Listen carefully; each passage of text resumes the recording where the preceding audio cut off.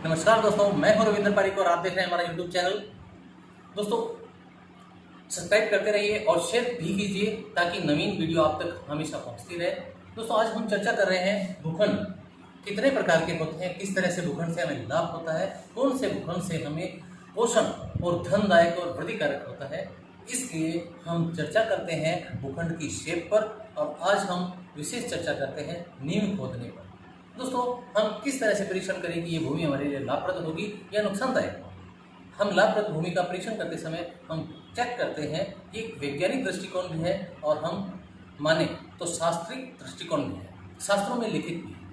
माना जाता है कि किसी भूमि में पिपलिका अर्थात दीमक, भूसा या अजगर आदि जलीय जीव या फिर भूमि के जीव सांप, नाग आदि रहते हैं, ऐसी भूमि नहीं क्रय कर दीजिए।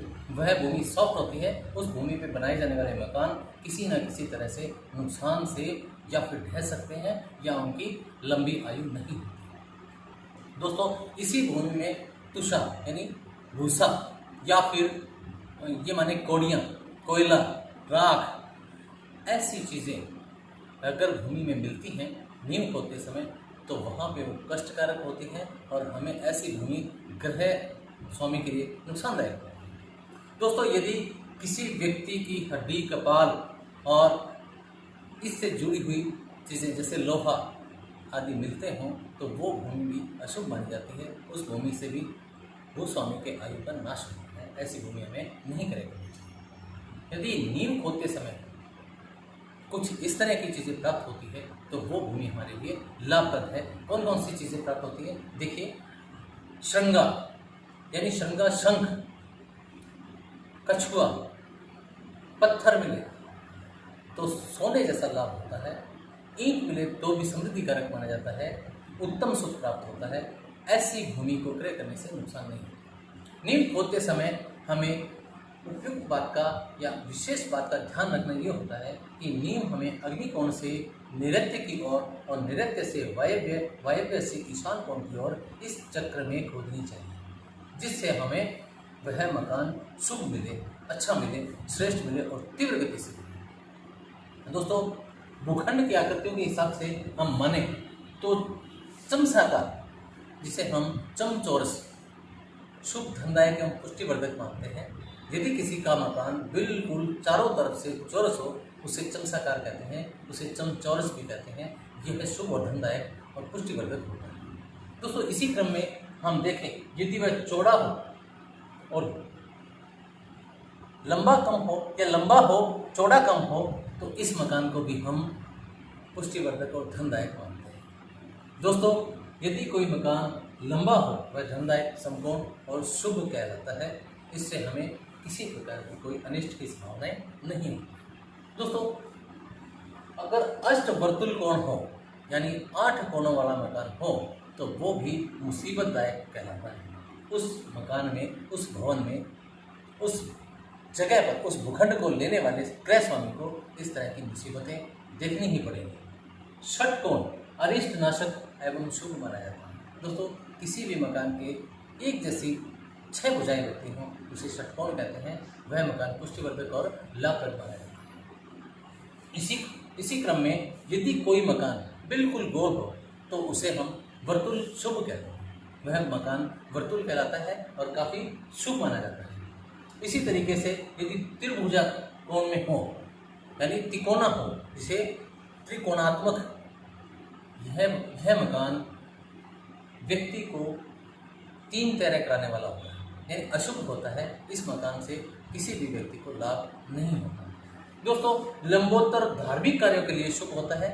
ऐसे धार्मिक कार्य जैसे मंदिर, मस्जिद, धर्मशालाएं आदि यहाँ पे खोली जाए तो सर्वश्रेष्ठ माना जाता है। ये धार्मिक कार्यों के लिए सबसे उपयुक्त मकान माना जाता है। ऐसे भूखंड में धार्मिक कार्य श्रेष्ठ होते हैं। दोस्तों, इसी के साथ हम मानते हैं यदि किसी का शेरमुखी मकान है यानी आगे से चौड़ा हो और पीछे से पतला हो उसे हम शेरमुखी मकान मानते हैं। जिसका द्वार चौड़ाई वाली साइड में खुलता हो और पीछे से पतला हो वह शेरमुखी मकान होता है। उस मकान को श्रेष्ठ नहीं माना जाता, वह हानिकारक होता है, मृत्युकारक। दोस्तों, इसी तरीके से छाजमुखी घर भी सुख संपत्ति नाशक कहलाता है, वो भी आगे से चौड़ा और पीछे से पतला कहलाता है। इसे भी अनिष्टकारक और नुकसानदायक माना जाता है। इसी क्रम में दोस्तों कुछ लोग अपने घर के ऊपर टी शेप यानी झोंपड़ी बना लेते हैं, पानी की टंकी पे झोंपड़ी बना लेते हैं, वह भी काफ़ी नुकसानदायक होती है। इसको हम चमसाकार टी शेप कारक बोलते हैं। ये कष्ट कारक होती है। टी शेप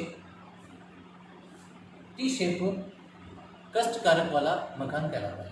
दोस्तों इसी क्रम में हम कोणात्मक मिश्रित फलदायक मकान यदि हो तो वह भी अशुभ माना जाता है।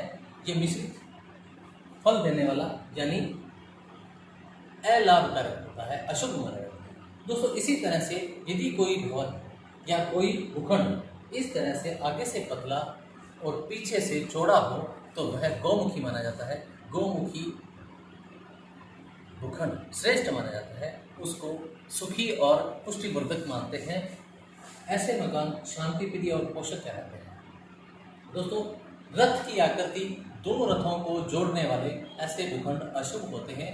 दो जुड़े हुए समकोण रथों की आकृति के गृह स्वामी को आगे पीछे दौड़ाने वाला तथा एक जगह स्थायी न सुख देने वाला अशुभ भूखंड कहलाता है। ऐसे भूखंडों को नहीं क्रय करना चाहिए। दोस्तों रथ के आकार में गृह स्वामी को यह दौड़ाता है। यदि एक रथ के आकार का किसी के पास भवन हो तो वह गृह स्वामी को सदैव भगाता है, दौड़ाता है। अर्थहीन दौड़ गृह स्वामी लगाता रहता है। इसी तरीके से हम ये मानते हैं कि यदि गृह स्वामी इस तरह के भवन का क्रय करते हैं तो उनको सदैव नुकसान रहता है। आगे चर्चा करेंगे हम इसी विषय पे, बने रहिए हमारे साथ।